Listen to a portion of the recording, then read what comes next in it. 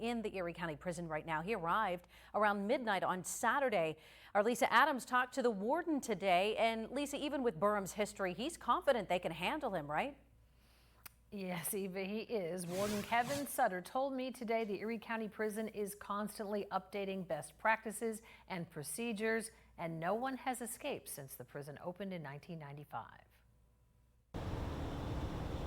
The Erie County Prison, a low-profile building at 16th and Ash, now has a high-profile prisoner. He's on close watch right now, though, as you can imagine, because we want to get a feel for him and see what his mindset is. He's in a suicide smock and a pair of sandals with a mattress, and we're evaluating from there. The now notorious Michael Burham, captured Saturday after a 9-day manhunt, is one of 720 local, state, and federal prisoners currently housed here.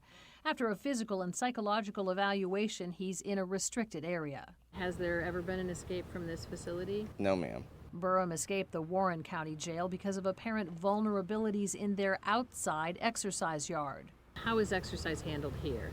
It's a little different here because we're all self-contained. We have no outside yards, things like that. Totally different setup.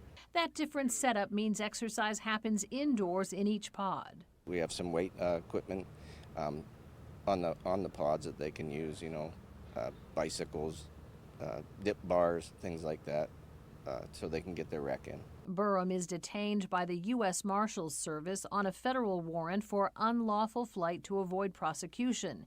Erie's warden could have said no to housing him. Well, we do have the right to refuse, but we have bigger fish than Burham, and he's no different than anybody else.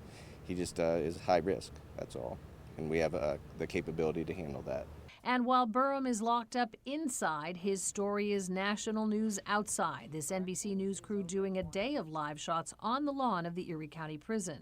People were very curious in the story. They wanted to know how Michael Burham pulled this off. They wanted to know where he was. They wanted to know how he did it, most importantly. And so with all of these details unfolding, especially following his capture, it was just so pivotal to share that with all of our audience.